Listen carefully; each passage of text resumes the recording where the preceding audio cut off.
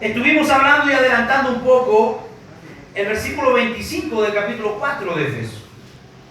Y hoy día vamos a entrar en el versículo 26 y tratar de avanzar lo que más podamos. Hablábamos, hermanos, y veíamos lo que la palabra del Señor exhortaba a Pablo, a la iglesia de Éfeso. Y todo lo que hemos venido estudiando a través de la semana, yo digo a través de los meses, ¿verdad? Porque llevamos meses en el capítulo 4. Gloria a Dios. Pero empezamos viendo cómo Dios nos venía hablando como iglesia a través de lo que Dios ha venido haciendo y a través de lo que Dios nos ha dado. Pero conforme avanzan los versículos, desde el versículo 17 en adelante, Pablo comienza a dar instrucciones claras a la iglesia. Y le comienza a decir cuál debe ser la manera en que la iglesia debe caminar. Cuál debe ser la manera en que el cristiano debe comportarse. Amén. Entonces, cuando nosotros analizamos la palabra del Señor, la verdad que la Biblia a nosotros nos educa y nos enseña en todas las áreas de nuestra vida. Nos enseña a ser buenos cristianos, nos enseña a ser buenos hijos, nos enseña a ser buenos padres, nos enseña a ser buenos esposos. Entonces, Pablo aquí hablando a la iglesia de Efeso, en el versículo 25 y en el versículo 24 veíamos la semana pasada que Dios estaba hablando de un nuevo hombre que había sido mudado. Y él decía que el viejo hombre debía quedar atrás y que había que ponerse la vestidura del nuevo hombre, porque el viejo hombre, decía Pablo, estaba viciado. Aun cuando él quería cambiar, aun cuando él ponía todo de su parte, no había un cambio, no había una transformación, porque aún había vicio en su vida, porque el viejo hombre aún no había sido cambiado. Ahora Pablo le está diciendo a ellos que si alguno está en Cristo es una nueva criatura. Y le revela y le manifiesta, dice, las cosas viejas pasaron y todas Dios ahora las ha hecho nuevas. Entonces Pablo sigue aconsejando a la iglesia y le sigue enseñando cuál debe ser la manera correcta como nosotros debemos enfrentar el mundo y cómo nosotros debemos vivir.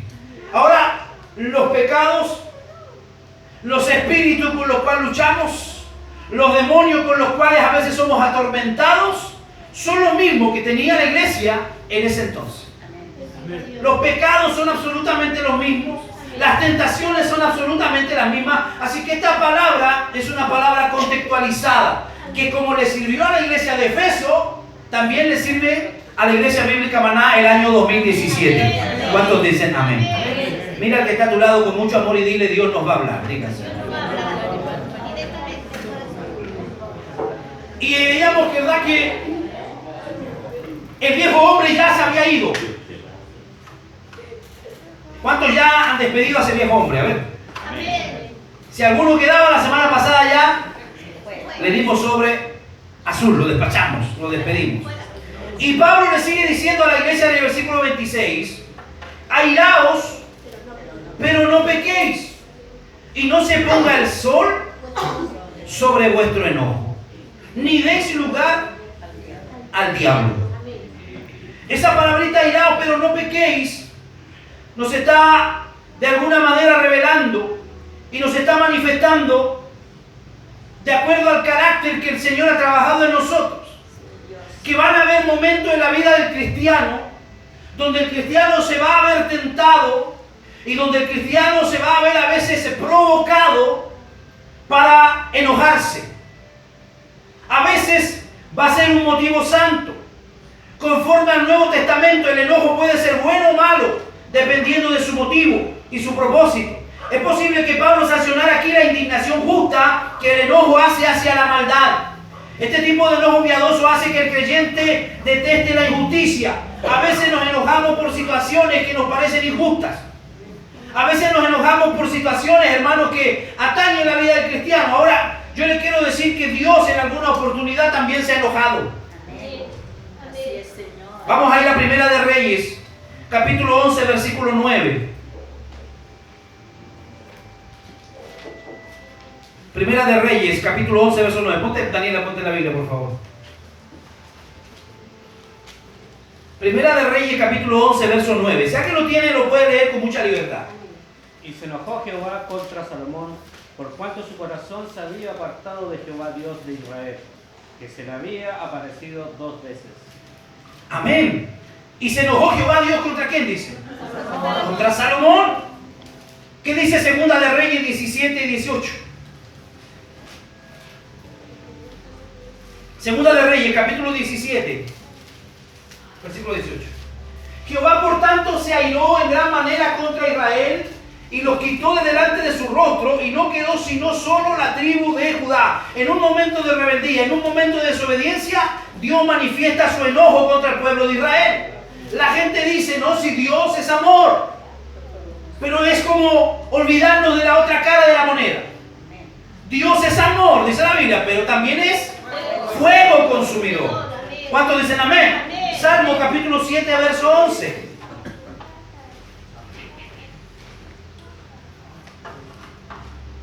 Dios es juez justo y Dios está airado contra el impío.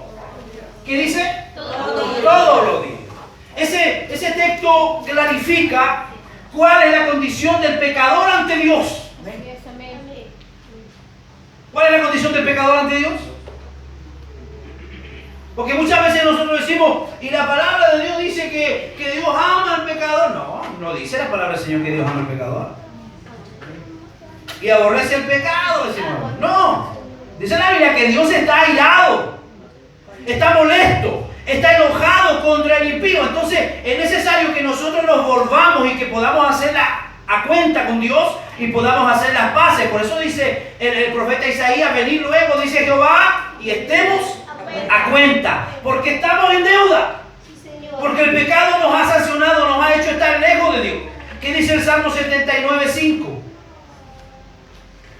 Estamos viendo que Dios también sufre aquella molestia, el enojo. Vamos a ver luego la diferencia con nosotros. ¿Hasta cuándo, oh Jehová, estarás airado para siempre? ¿Arderá como fuego tu celo? El salmista, preguntándole a Dios en un momento difícil de su vida, en un momento de pecado, de situación difícil. ¿Qué dice Hebreos 12:29?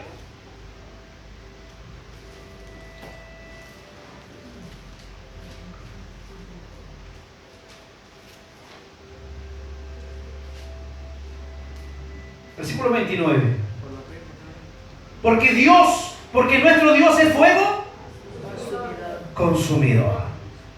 De tal manera que podemos entender aquí cuando Pablo está diciendo a la iglesia, airaos, pero no pequéis y no se ponga el sol sobre vuestro enojo. Está manifestando que aún el Dios, nuestro Dios poderoso, que nosotros a veces proclamamos y es tan amoroso, también se enoja con el ser humano. Dice en otro versículo, en otro texto, que no para siempre contenderá el Espíritu de Dios con el hombre. Es por eso que cuando Dios nos da la oportunidad de arrepentirnos, tenemos que hacerlo. Porque no para siempre su Espíritu va a contender. O sea, no siempre Dios nos va a seguir dando oportunidades. ¿Cuántos dicen amén? Cristo también en algún momento se enojó. ¿Cuántos se acuerdan de aquel relato cuando Él llega al templo y ve a los cambistas en el templo? Y ve que había transacción, y ve que había negocio, y ve que se estaba aprovechando, hermano, de los sacrificios, que se estaba de alguna manera manifestando ilegalidad de la ofrenda. Dice la Biblia que Jesús se indignó y se enojó y echó a muchos de los que allí estaban. Y Él dijo, mi casa será llamada casa de oración, mas ustedes la han vuelto una cueva, un nido de ladrones. Vamos a ver qué dice Marcos capítulo 3, verso 5.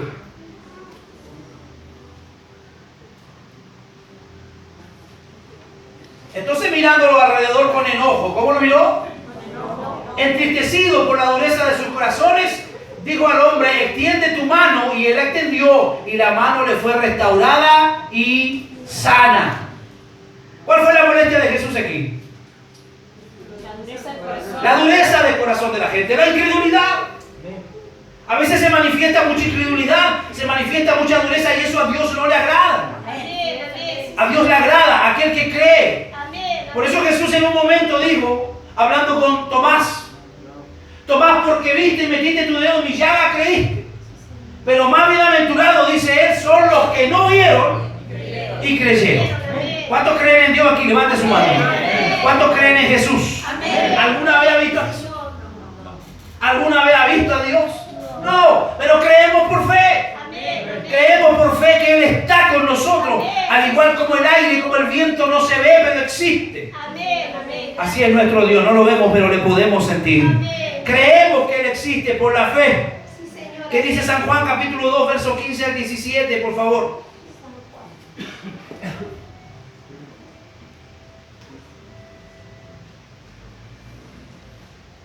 San Juan capítulo 2, 15 al 17.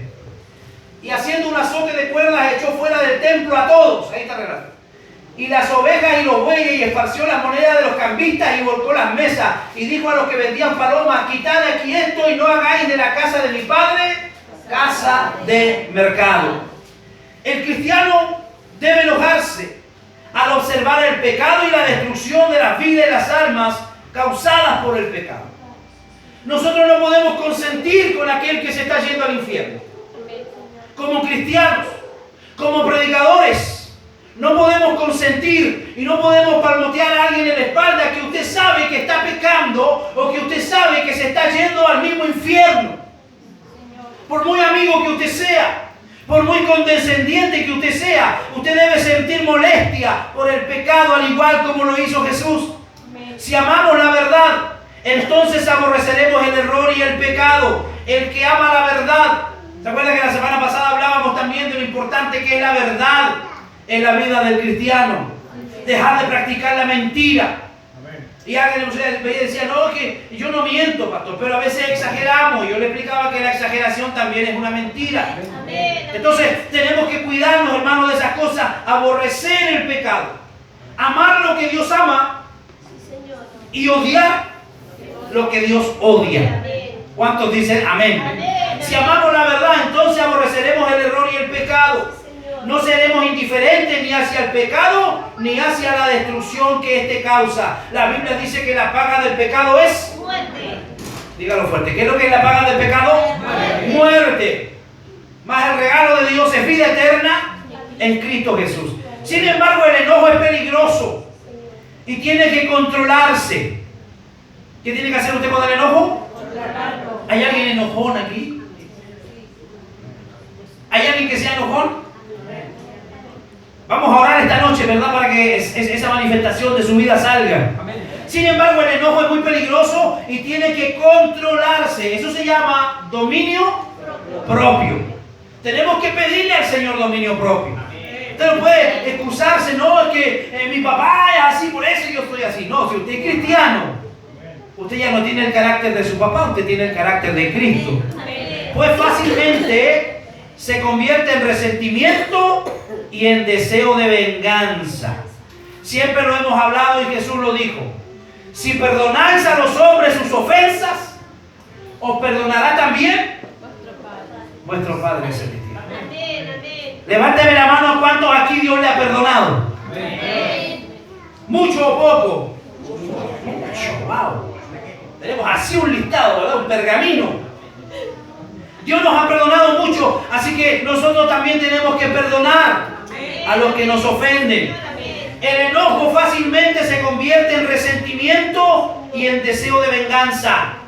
Cuando alguien a usted le ha hecho daño, cuando alguien a usted le ha hecho un desprecio, cuando alguien a usted le ha dado una mala mirada, una mala actitud, eso muchas veces se va acumulando en la vida. Y luego, después de pasar de un enojo, ya no es un enojo, sino que ahora se convierte en un resentimiento. Mire cómo va cambiando la figura y cómo va cambiando el pecado. Después de enojarse, si es que usted no pide perdón o si es que usted no perdona, eso se transforma en resentimiento. Y después que se transforma en resentimiento, eso se convierte en amargura.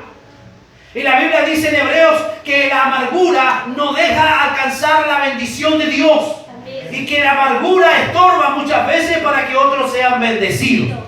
Entonces, no es un tema tan simple, no es algo tan simple. No, si yo soy enojón y yo me enojo y digo un montón de burradas, total, después pido disculpas. No es así. Porque usted sabe que las palabras hieren más que los golpes. Entonces, cuando yo me enojo, ¿qué tengo que hacer? Controlarme.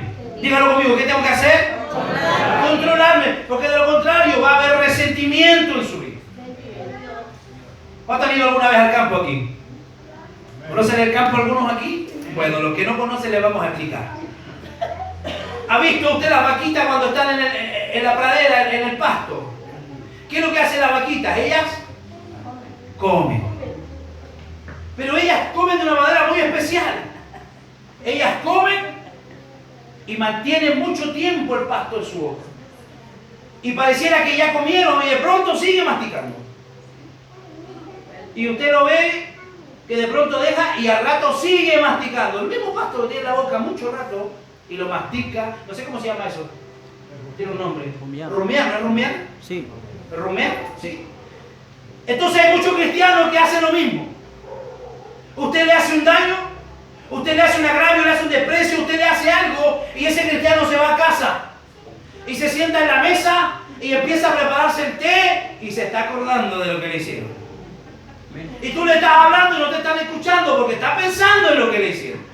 Y luego sigue ahí trabajando en su mente y está echándose la comida a la boca y está pensando en lo que le hicieron. Y está pensando en lo que le hicieron. Y de alguna manera luego retira la mesa y va a lavar la loza y sigue pensando en lo que le hicieron. Y eso ya no es enojo. Ahora es resentimiento. ¿Cuántos me están escuchando? Ahora es resentimiento. Y luego que hay resentimiento, ya pasa amargura. Y cuando hay amargura, lo único que uno quiere es venganza. ¿Sí o no? Cuando ya pasó de resentimiento a amargura, uno quiere venganza. Pero la Biblia dice que Dios es el que hace justicia por nosotros. Amén. ¿Cuántos dicen amén? Amén. Se da muchas veces en los matrimonios esto, hermano. Cuando el matrimonio discute y se va de la cama y al otro día ya no es el resentimiento, sino que es amargura. Y luego uno dice, bueno, ¿y cómo no te hablaste el tren? Dice, otro dice que te caiga un rayo. Y uno piensa muchas cosas así. Porque lo que ayer fue un enojo, hoy día ya es una amargura. Y uno quiere que todo el mundo lo sepa y uno quiere manifestar ese enojo, esa rabia, esa amargura. Y la Biblia dice que cuidado con las raíces de amargura. Dígalo conmigo, cuidado con la amargura. Porque la amargura estorba la bendición. Wow, pastor, ¿y por qué a mí Dios no me bendice? Porque usted es un amargado. Oye, pastor, ¿y por qué será si yo vengo a las oraciones, vengo a los cultos, voy a la calle, hago todo? ¿Por qué Dios no me bendice? Porque a lo mejor usted tiene amargura en su vida. A lo mejor usted tiene amargura en su corazón. Cuidado con eso, fuera el resentimiento. Diga conmigo, fuera el resentimiento y el deseo de venganza. Y debe manifestarse el perdón. Siempre lo hemos dicho y lo hemos enseñado. Cuando yo sé que he perdonado, cuando yo veo a esa persona y no me da ganas de lanzarla en el cuello. Cuando yo veo a esa persona y no siento ese cosquilleo en el estómago a ver que produce la rabia. Cuando usted está libre de eso es porque usted de verdad ha perdonado. Practíquelo. Haga terapia en eso, se va a dar cuenta si ha perdonado o no. Por lo tanto, el apóstol es sabio y él le dice, no se ponga el sol sobre vuestro enojo. Eso era algo que el pueblo judío tenía mucho respeto en eso. Los israelitas tenían mucho respeto en irse a la cama enojados con alguien. Por eso es que le preguntaban a Jesús, Jesús, ¿cuántas veces hay que perdonar al que peca? Y Jesús, por decir un número, le dice 70 veces 7. Pero lo que realmente Jesús quiere decirle, hay que perdonar todo el día si es necesario. Sí, Señor. Para los judíos era importante no irse a la cama enojado. ¿Por qué? Porque es muy peligroso, hermano, para el que se enoja. Si el enojo permanece en el corazón, puede producir malicia y amargura. Y si el enojo que sentimos es indignación justa como la de Jesús, debemos decir lo que se debe decir o hacer lo que se debe hacer y luego acabar con el enojo. Hay gente que dice, no, si a mí me gusta decir lo que pienso y yo lo digo sin pelo en la lengua. Y cree que eso es una bonita característica suya. Pero no es así. Hay forma y hay manera de decir las cosas. Amén. Esa misma verdad que usted quiere decirle, tiene que decirla con sabiduría. Amén. Esa misma verdad que usted quiere decir, tiene que decirla con respeto. Amén. ¿Cuántos dicen amén? Amén. No se ponga el sol sobre vuestro enojo. Aún el enojo justo puede convertirse en amargura. Por eso debía dejarse a un lado al final de cada día. Si se prolonga el enojo puede volverse hostil y transgredir la instrucción de lo que la palabra del Señor nos dice ahí en Romanos. Vamos a ver lo que dice Romanos 12, del 17 al 21. Mira que está a tu lado, dile, no se ponga el sol sobre tu enojo, dígaselo. Que no se ponga el sol sobre su enojo, que más abajo vamos a ver, no le deis lugar al diablo. No deje que le entre ese espíritu sordo mudo que a veces entra a los matrimonios. Ese espíritu sordo mudo que usted habla y nadie le contesta. Y parece que usted está hablando solo, no le quieren hablar, lo están ignorando. ¿Qué es lo que dice Romanos 12, del 17 al 21? Wow, esto sí que es bueno, mire. No paguéis a nadie. ¿A usted lo estafaron? No ande pensando usted en estafar a otro. ¿A usted lo traicionaron? No ande pensando usted en traicionar a otro. No pague a nadie mal por mal. Procurad lo bueno delante de todos los hombres. ¿Qué hay que procurar? Lo bueno. ¿Y cómo lo podemos hacer? Bendiciendo a nuestros hermanos. Si es posible, ese si es posible significa que no es muy fácil. Si es posible, en cuanto dependa de vosotros, estad en paz con todos los hombres. ¿Cuántos aquí están en paz con todos los hombres? Levante su mano el que está en paz con todo el mundo, ¿eh? El que siente que no le debe nada a nadie y que siente que si esta noche se muere se va en paz. Porque la gente le dice descanse en paz, pero algunos no están descansando en paz. Algunos se fueron amarrados por medio mundo, sin perdonar, sin pedir perdón. Levante su mano el que cree que está en paz. Gloria a Dios. Y si usted no está en paz, esta noche es la noche oportuna. No os venguéis vosotros mismos, dice, amado mío, sino dejad lugar a la ira de Dios, porque escrito está: mía es la venganza, yo pagaré, dice el Señor. Cuando usted y a mí nos defraudan, ojo, cuidado. Cuando usted y a mí nos traicionan, cuando a usted y a mí nos hacen daño, deje lugar a la ira de Dios, deje que Dios cobre por usted. Usted no ande poniendo defensa. Si alguien habló mal por ahí, usted no se ande defendiendo. Si alguien dijo algo por ahí que no correspondía, usted no ande haciendo defensa ni buscando testigos, no. Deje que Dios lo defienda. Como decía, mi testimonio está en los cielos y mi testigo en las alturas. ¿Cuántos dicen amén? Porque escrito está, dice el Señor, mía es la venganza, yo pagaré. Wow, y él sí que sabe pagar, ¿eh? Amén. Dice el Señor. Así que si tu enemigo tuviere hambre, por eso que no es fácil. Si tu enemigo tuviere hambre, dale de comer. Y si tuviere sed, dale de beber. Pues haciendo esto, ascuas de fuego amontonarás sobre su cabeza. ¿Por qué? Porque el enemigo espera un daño de parte suya. El enemigo espera una bofetada de parte suya. El enemigo espera un garabato de parte nuestra. Pero cuando nosotros le damos agüita, cuando nosotros le alimentamos, cuando nosotros lo bendecimos, en vez de maldecirlo, entonces el tipo va a pensar, oye, este de verdad es cristiano. Este de verdad es un buen cristiano. Así que deje lugar a la ira de Dios, que Dios, hermano, lo defienda a usted. ¿Cuántos dicen amén? No se ponga el sol sobre vuestro enojo. Acostúmbrese a pedir perdón, hermano. Como dijo Jesús, si hay que pedir 70 veces 7, hágalo. Por ahí le van a decir, oye, tú siempre andas pidiendo perdón. Bueno, sígalo haciendo. Sea un buen cristiano, porque todos los días vamos a cometer errores. El que diga que ya es perfecto está mintiendo, porque no estaría aquí, ya estaría con el Señor. ¿Cuántos dicen amén? El verso 27, ¿qué le dice Jesús? Ni deis lugar al diablo. No deis oportunidad al diablo, dice la Biblia de las Américas. Cosa que sucede si no quitamos muy pronto el enojo del corazón. El enojo guardado y nutrido en el corazón da ocasión al diablo a tentarnos. Cuando el cristiano se indigna, su reacción, sea en palabra o en hecho, debe ser lo que le agrada a Dios. ¿Escuchó eso? ¿Lo leo de nuevo? Cuando el cristiano se indigna, su reacción, sea en palabra o en hecho, debe ser lo que le agrada a Dios. ¿Cómo reaccionaría Jesús si él fuera manejando el vehículo cuando a usted se lo echan encima a otro vehículo? ¿Cómo reaccionaría Jesús? ¿Ha pensado usted eso alguna vez? No nos da tiempo, ¿verdad? Porque ¿quién reacciona? Somos nosotros. Reacciona la carne, se exalta, hace algún tipo de gesto, ¿verdad? Pero cada uno de nosotros, en el momento, hermano, en que debe manifestar esa tentación que proviene a nosotros cuando se indigna, La reacción debe ser lo que hubiera hecho el Señor en su lugar. Debe ser lo que le agrada a Dios. No es pecado reaccionar con indignación a las injusticias o a las provocaciones de Satanás. Pero lo importante es que lo hagamos con dominio propio.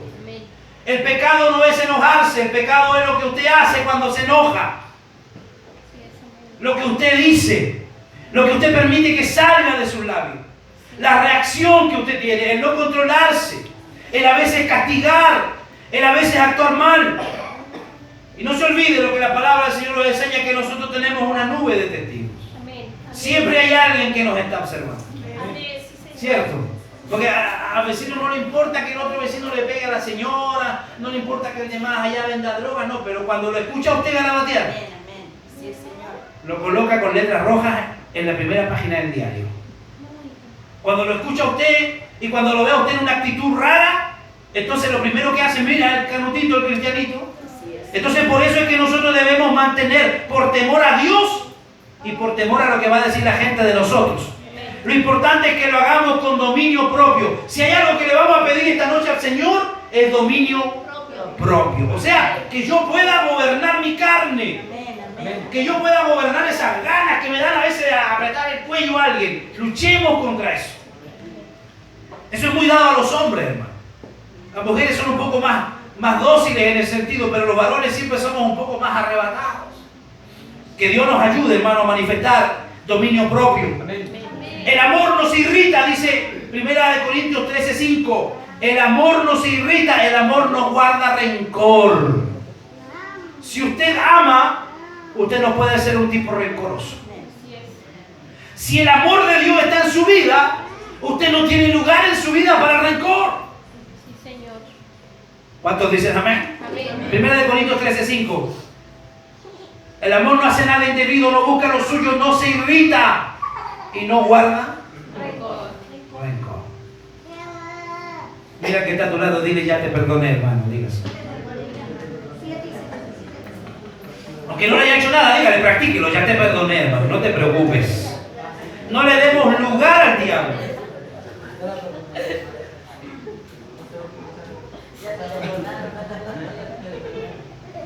Verso 28. El que hurtaba no hurte más, sino trabaje haciendo con sus manos lo que es bueno, para que tenga que compartir con el que padece necesidad. El robo en cualquier forma es un pecado que no tiene parte en la vida de un cristiano. No puede haber un cristiano que robe. Cada creyente debe trabajar y producir lo que sea de beneficio. La alternativa al hurto es proveer recursos que honren a Dios para la satisfacción de uno mismo, su familia y los demás por medios deshonestos y por medios que no son honorables. Esta es una palabra que a nosotros debe manifestarnos, hermanos, que cada uno de nosotros debe tratar de ser cada día un mejor cristiano. Esto se aplica no solamente al ladrón nocturno, sino también a cualquiera que robe por medio de cualquier fraude u otro método.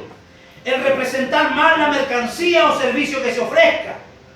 ¿Has visto esos tipos que andan ofreciendo cosas y que siempre está como medio raro lo que están ofreciendo? A veces los cristianos también caen en eso. Cuidado, comerciantes, con eso. Por medio de cualquier fraude o método, el representar mal la mercancía o servicio que se ofrezca, medidas y pesas falsas. Aquellos que venden y aquellos que son comerciantes. El no pagar el debido jornal a los obreros. El que le gusta hacer trabajar a la gente y no le paga, hermano. Lo estafa, lo engaña. O no le paga lo prometido. Vamos a ver qué dice Proverbios 11:1. Y no solo cuando hablamos de hurtar, no solo hablamos de dinero, de moneda, sino que a Dios a veces le hurtamos muchas cosas. Le hurtamos tiempo. Le robamos tiempo a Dios. Hay horas en el día, hermano, que deben ser dedicadas al Señor y no las ocupamos en cualquier cosa. ¿Qué es lo que dice Proverbios 11:1? El peso falso es abominación a Jehová, más la pesa cabal le agrada. El mismo Proverbio 20:23.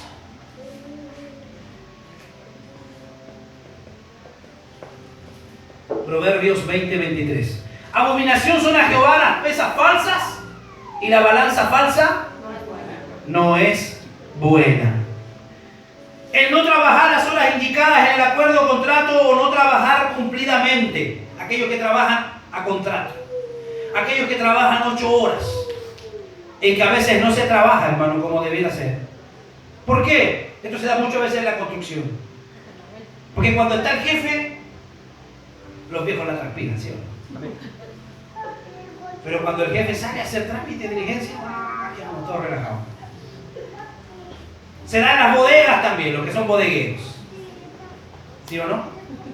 Entonces, esto se trata, hermano, de vida cristiana. Se trata de que yo no solo cuando me vean hago las cosas, sino que dice la Biblia que yo debo trabajar y debo servir como al Señor. Como si el Señor estuviera conmigo en esa bodega. Como si Dios estuviera conmigo en ese edificio, en la construcción. Yo tengo que ser honesto en todas las áreas de mi vida. ¿Cuántos dicen amén? En todo lo que respecta al Señor. O sea, no sacar la vuelta, no hurte el tiempo, porque de alguna manera hay que cumplir con ello. El no trabajar la hora indicada, el contrato cumplidamente, sirviendo al ojo. O sea, trabajar solamente cuando me ven.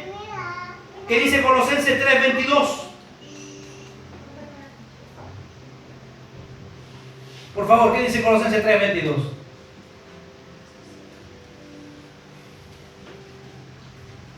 Siervos, léalo pues.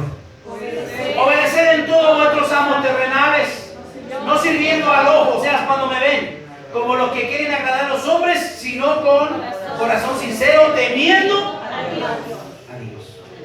O sea que los cristianos debiéramos ser los mejores trabajadores. Me llevo durmiendo, parece. Repito. Los cristianos debiéramos ser los mejores trabajadores. Amén. Debiéramos ser los más honrados. Amén. Debiéramos ser los de más confianza. Amén. ¿Cuántos dicen amén? Amén? Porque a veces no pagar las deudas también. Porque ¿cuál es peor? ¿Robar de noche o llevar la mercancía de día y no pagar? Es lo mismo. Aquellos que a veces les gusta quedar debiendo o estafar. Además, recuérdese, Malaquías 3:8 dice que su pueblo le robó con respecto a diezmo y ofrenda. Eso nos pasa aquí, gracias al Señor. Amén. Sonríase que Cristo le ama. Amén. Eso no pasa aquí. Aquí toda la gente es generosa en esta iglesia. Amén. Ahí está el tesorero, Ángela. Son todos generosos, ¿sí? Amén. Su pueblo le robó con respecto a diezmo y ofrenda. El Nuevo Testamento no requiere aquello sino ofrenda, dice la Biblia, según hayan prosperado cada uno. O sea, debe haber también en nosotros gratitud como Dios nos ha prosperado. ¿A cuántos Dios los ha empobrecido aquí? Levanten la mano los que son más pobres que cuando llegaron a la iglesia. ¿Hay alguien más pobre que cuando llegó a la iglesia? ¿Hay alguien que está viviendo más apretado que cuando llegó a la iglesia? No, ¿verdad? Dios le ha ayudado, Dios le ha permitido ampliar su casa. Dios le ha permitido arreglar su hogar. Dios le ha permitido tener comodidades que usted antes no se hubiera imaginado. ¿Por qué? Porque el propósito del Señor es bendecirlo, es prosperarlo. Pero lo primero es cambiar su vida. Lo primero es arrepentirse. Y lo primero es recibir la salvación. Dice la Biblia en 2 Corintios 9:7 que debemos ofrendar según haya propuesto su corazón. Usted dirá, bueno, ¿cómo será posible? ¿Será posible robarle a Dios? Sí, a veces le robamos a Dios. A veces hurtamos, hermano, nos quedamos más de lo que conviene. No ofrendamos al Señor. A los pequeños hay que enseñarles de chicos, hermanos, que Dios es el dueño de todo. Dios es el dueño de la plata. El Señor dice, mío es el oro y mía es la plata. Y debemos enseñar a los jóvenes, a los niños a ser generosos. ¿Cuántos dicen amén? ¿Cuántos conocieron al futbolista Ricardo Kaká? ¿Alguno conoció a aquel futbolista Ricardo Kaká? ¿De qué equipo era? ¿De qué selección era? Brasil. Era un tipo muy bendecido, pero ¿saben cuál era la clave de él? Es que él cuando era muy pequeño, cuando fue transferido en las primeras etapas, hermano, de su juventud como futbolista, él no se olvidó que él iba a una iglesia y él siempre hizo llegar su diezmo a su iglesia en Brasil. ¿Por qué? Porque alguien le enseñó. Porque hubo una iglesia donde se le enseñó, porque tenía padre y madre que le enseñaron, hermano, que ese es el principio para prosperar. No hay otra manera de prosperar sino siendo generoso. Yo no le puedo decir a usted, hermano, venga acá, le vamos a tocar con una varita mágica. No funciona así. La única manera como Dios lo bendice a uno es siendo generoso. Dice la Biblia que el alma generosa será prosperada. Dile a que está a tu lado, sé generoso. Porque mejor es dar que recibir, dicen los boxeadores. Pero debiera ser nuestro lema. Y por ahí dijo un sacerdote católico: hay que dar. Ese tipo era generoso. Hoy día lo recuerdan por una de las más grandes obras que hay, hermano, en la Iglesia Católica en Chile. Rogaremos a Dios, por supuesto, dándole sobrantes, dándole lo que sobra. Para Dios siempre debe ser lo mejor. ¿Cuántos dicen amén? Para Dios siempre tiene que ser lo mejor. A veces los miembros, hermanos, muchas veces se descuidan de lo que es el ministerio de la generosidad o el ministerio pecuniario en la iglesia. Se olvidan, hermano, a veces que la iglesia no recibe subvención del Estado y que la iglesia se mueve solo con lo que nosotros mismos damos. Pero muchos a veces no tienen conciencia de eso y cierran la mano y no son generosos con Dios. Yo quiero decirle que aun cuando usted a veces cierre su mano, Dios va a bendecir igual a la iglesia. Porque la iglesia no es humana. La iglesia no es como una junta de vecinos. La iglesia no es como un club deportivo. La iglesia le pertenece al Señor. Y si usted no quiere diezmar, no se preocupe. Dios va a traer a alguien que lo quiera hacer. Si usted no quiere ofrendar, Dios va a traer a alguien que va a ofrendar. Pero la obra del Señor no la para nadie. ¿Cuántos dicen amén? Seguimos. ¿Qué decía el apóstol Pablo aquí? Haciendo con sus manos lo que es bueno para que tenga que compartir con el que padece necesidad. Dice la versión latinoamericana: produce con sus manos. Yo bendigo a los hermanos aquí, hermanos que trabajan con sus manos, mi hermano Manuel, mi hermano Luis, que tienen la habilidad de hacer algo y venderlo y de esa manera trabajar y de esa manera solventarse. Es un regalo que Dios le ha dado. Amén. Yo siempre he dicho, hermano, que yo de comerciante no tengo nada. Yo tengo una tía del sur que agarra piedras y la pinta y las vende. Pero en mi vida nunca me ha funcionado ningún negocio. Eso es algo que Dios da. Y no a todas las personas Dios se lo da. Así que dice la Biblia que produce con sus manos. Un problema grande en la iglesia de Tesalónica fue que algunos hermanos no realizaban ningún trabajo, no trabajaban en nada para ganarse la vida. Y Pablo le dice en 1 Tesalonicenses 2:9 que él mismo le dio un buen ejemplo trabajando con sus manos. Porque os acordáis, hermanos, de nuestro trabajo y fatiga, dice Pablo, como trabajando de noche y de día para no ser gravosos a ninguno de vosotros, os predicamos el Evangelio de Dios. A veces querían cuestionar el ministerio de Pablo. Habían iglesias que no le reconocían a Pablo su ministerio, pero Pablo le decía: ustedes son el resultado de mi ministerio. Ustedes son el fruto del ministerio. Y aquí tiene a Pablo hablando a la iglesia, diciéndole: yo fui ejemplo para ustedes. Trabajando hasta el cansancio, hasta el agotamiento, con mis propias manos, decía él, para no ser gravosos a nadie. Y eso es algo que nosotros debemos imitar también. Amén. Debemos imitar, hermano. No andar por ahí de vago, de ocioso, sin hacer nada, porque Dios no bendice a los vagos y a los ociosos. Amén. Cuando Dios llamó a sus discípulos, todos estaban trabajando. Todos estaban haciendo algo. ¿Y por qué será que Dios siempre llama a los que están más ocupados? ¿Ha pensado usted eso? A los vagos Dios no los llama. Dios llama a los que están ocupados. Aquellos que siempre están pendientes de la obra. Aquellos que siempre están trabajando más allá de su fuerza. Pablo lo dice. Pero Pablo, ¿por qué lo está diciendo? Porque habían algunos hermanos que no trabajaban en nada, dice, y se andaban entrometiendo en lo ajeno. Dígale a que está a su lado: no te entremetas en lo ajeno. La segunda carta habla en tonos más severos. Demanda disciplinar a los hermanos ociosos, según de Tesalonicenses 3, del 6 al 14. Si alguno no quiere trabajar, Pablo dice ahí, tampoco coma. Esta enseñanza de trabajar y producir con las manos evita o corrige muchos males. Vence la tentación de hurtar. No se olvide que Pablo está hablando ahí de no hurtar. Siempre hemos dicho, hermano, que el peor mal para un vicioso es el tiempo de ociosidad. El peor mal para alguien que tiene vicio es estar ocioso. Porque mientras está ocioso va a estar pensando y va a estar: ¿cómo hago esta maldad? ¿Cómo consigo aquí? ¿Cómo hago allá? Por eso es que Pablo le está diciendo que venza la tentación de hurtar y acabe con la pereza. Diga conmigo: fuera. La pereza. A veces se manifiesta la pereza, ¿sí o no? Amén. Sí. Y si tiene una licencia, dice uno por ahí. A veces no es necesario, lo hace uno de pereza porque quiere descansar. Cuidado con eso. Acabe con la pereza, que es una cualidad totalmente contraria al Evangelio. La laboriosidad destruye la ociosidad. Díganlo conmigo. La laboriosidad destruye la ociosidad. Mientras más ocupado usted esté, su cabecita va a estar libre de aquellas tentaciones que el enemigo les va a traer. ¿Cuántos dicen amén? Es muy importante que los padres enseñen esto a sus hijos. Decían los judíos que el no enseñar al hijo algún oficio era igual a enseñarle a ser un ladrón. Este mandamiento de Pablo condena a aquellos que quieren la vida fácilmente. Y alguien dirá, oye, me gustaría ganarme el loto. No, eso no va a pasar, hermano. Si usted es un cristiano y si Dios lo tiene para salvación, usted no se va a ganar el loto. Ni se va a ganar el kilo, nada de eso. Todo lo que usted tenga va a ser el fruto de sus manos. No me escuchó, parece. Alguno está jugando el loto el kilo ahí. No se preocupe, pastor, dice, si sale le doy el diezmo. ¿A dónde el avión no se la cree? Ni usted se la cree que va a diezmar si se gana. Va a salir arrancando, hermano. Pero va a ver a sus hermanos por ahí ni los va a saludar. Porque el corazón humano es así. El peor de todos los males es el amor al dinero. Por dinero las familias se dividen. Se mueren los viejos, quedan 3 o 4 palos parados ahí y las familias se pelean por esos 3 o 4 palos parados.